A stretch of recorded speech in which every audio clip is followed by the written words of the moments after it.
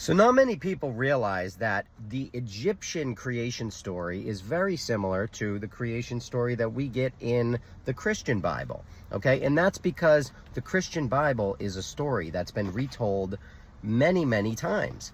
Now, it's an old story. Now, I want to read this to you because it's really interesting, all right? And this all comes from this book right here, all right? Really interesting book.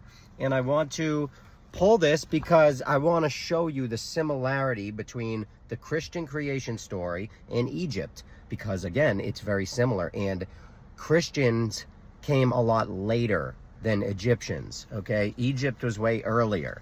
So we have to understand that all of these ideas came from something. Now listen, so in the beginning, Ra, okay, in Ra, so we have Osiris, one of the oldest gods. He was worshipped from the earliest times in Egypt. By 2400 BC, he was well established. Originally, he represented the setting sun, and the Book of the Dead describes the story. So here's the part of the Book of the Dead. In the beginning, Ra, Shu, and Jeb watched over mankind in the Garden of Eden. The solar deity Osiris came to Earth to save the fallen outside Eden. He was murdered by his brother Seth, and his body, which was cut into 14 pieces, was scattered throughout Egypt.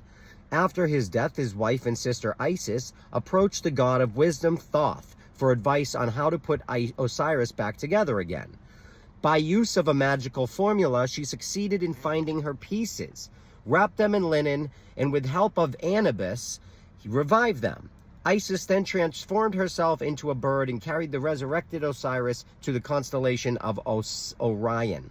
Osiris became the star Orion, and Isis his consort, the star Sirius. So that's a bit of the Egyptian creation story, but I find it fascinating because in the beginning, Shu and Jeb watched over mankind in the Garden of Eden. Right, the Garden of Eden.